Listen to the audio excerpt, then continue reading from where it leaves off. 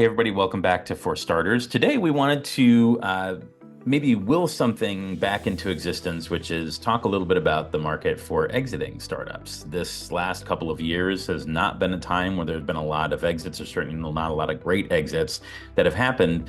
But this is the innovation ecosystem is inherently cyclical, and the exit markets reopen and close every few years. And so many of the startups we work with are still thinking about what happens when those markets reopen and how might that come to pass. And certainly it might come to pass in a variety of scenarios. We do expect that in the next year or so, there will be a time at which certain tech IPOs start to happen again, and that will have an effect as things trickle down through the markets to private financial and strategic buyouts, partial buyouts, and other activity, which will begin to throw more liquidity into the innovation ecosystem. But what I wanted to talk about today is how founders should think about exits at this juncture. And it might seem like the furthest thing from most people's minds. Today, most startups are thinking about how to make ends meet, how to get that next round of financing, how to extend the lifetime of their company until such time as exits are possible again. And we all know that companies are staying private for longer. This is a big feature of the ecosystem, and it has been building to this for a while, but the last couple of years have really put a period on that sentence. That doesn't mean, though, that companies shouldn't be thinking about how to consider preparing for an exit when the time comes, because what you don't want to do is start thinking about it when the moment is upon you. It takes a lot of preparation, and there is a lot of thought that goes into making a really great exit happen. And when I say a really great exit, I do mean an exit that works for the founder and the team, for the investors in the company, and of course for the acquirer as well, because the best exits are win-win-wins, where someone feels like they got a great asset, where the investors made money, and of course where the team and the founders also did really well. So there are 5 overall steps that we recommend in considering this, and it's a conversation that founders should be having with themselves and their team and board and investors pretty early on in the process, even with a foresight out to when it might happen. So whether it's an exit that you think might happen in the next 6 to 12 months, or whether it's 8 to 10 years out, these questions and these steps are really valuable. The first thing is looking kind of in a dream state at what the archetypal acquisitions of the type of business that you're building might be. So what companies that look like the one that you are building or envisioning, what exits remind you of the outcome that you want. And the good news is that usually with an exit, particularly a pretty good one, there is data out there about these companies. So if you can isolate the types of exits that would be the dream for you, that's a really important beginning to a data set. And you can start to amass information on where those companies were, what kind of traction they had, who the buyers were, how the process went down. Oftentimes, if it's a big enough exit, there's quite a bit of information on Crunchbase and on PitchBook, and perhaps even articles and books that have been written. And so all this information and the archetypal acquisitions that fit the dream, the idea, the strategy that you have, that would be a really good first step. That leads us then to creating a list of potential buyers. Traditionally, startups are bought either by the public markets in initial public offering, an IPO, or by private buyers, either strategic or financial. What we mean by financial traditionally might be a private equity firm. So for example, a private equity firm doing a roll-up of software solutions might buy the company and run their analysis financially, or there might be a strategic buyer. So for example, Pfizer buys a biotech company because strategically they want to add that therapeutic to their pipeline. So IPO or financial or strategic private buyers are normally the ways in which startups exit. And so once you've identified those archetypal acquisitions, the ones that you hope to emulate, you can start to build your list of potential buyers. And there is never a bad time to start to think about how you get to know those companies.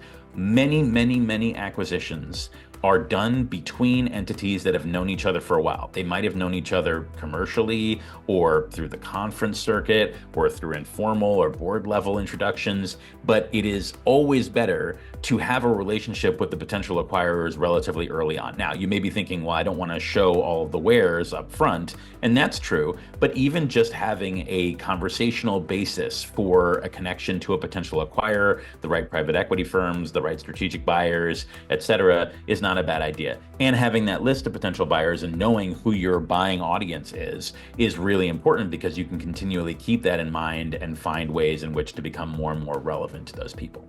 What is the third step? Well, the third step is to understand, once you have your archetypal acquirers and your list of folks who can do that type of acquisition, what are they looking for? And those are really KPIs. So for example, there used to be a KPI some years ago, you may remember, where people were just acquiring user counts, right? So if you had a lot of users on your app and they weren't paying you anything, that was cool because acquirers thought that that was good. There are still a few situations where that might be the case, but much more frequently these days, people are looking for revenue, and not only revenue, but quality revenue or even profitability. What I mean by quality revenue, of course, is revenue that has good unit economics where the company's either profitable or there's a real through line or real visibility to how the company will be profitable. That's an example of a KPI, but there's many others depending on your industry. What are the things the buyers are looking for? Is it a deep IP portfolio? Is it a really great team that they would like to bring in-house? Whatever it is, identifying the buyers list leads you then to that third step of what are the KPIs you should be iterating against. And it's never too early to start working those into the corporate culture and the growth plan and the things that you are measuring in your business so you can show the improvement, the growth, the targets, et cetera, towards those KPIs. The fourth step is one that almost no one pays attention to in time. And this is the structural preparation for an exit. And there's a number of things that matter here. This is essentially making sure that your corporate vehicle, your company, is prepared for an exit eventually. So this includes, for example, really understanding the rights and the structures around your cap table. Is it a cleaner or a messier cap table? Are there steps that you can take before an exit eventually to clean up early shareholders, offer secondaries, and find ways in which to make it a more bite-sized acquisition? This also relates to, for example, intellectual property portfolios and really making sure that the key differentiators of your business are very clear and as well protected as possible. It means making sure that your key employees are tucked in and where they should be and that they're here for the long term and that they understand what the goals are for the company.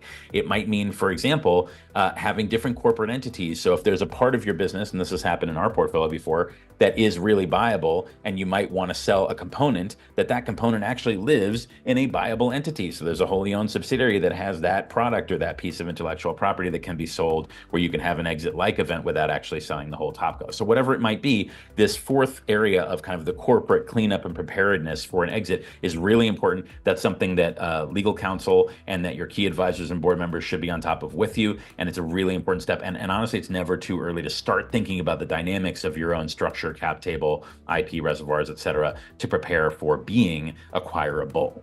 Last but not least, of course, as you get closer and closer to it, what are the things that make you more and more valuable when you're approaching the exit? That might be visibility, great PR hits, buzz about the company. It might be adding, for example, small acquisitions that enhance the value of your technology and make your multiples on exit higher. It might be certain key hires, making sure that you really have that exit-ready expert CFO that can take you through the IPO process. Whatever it is, the fifth and final step is the last things that make you within the brackets of what is possible for an exit, achieving the higher bracket.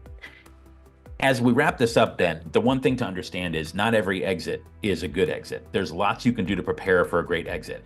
Reading the headlines on Crunchbase and TechCrunch that say such and such a company was bought, that's only part of the story. And sometimes it's really only the best part of the story.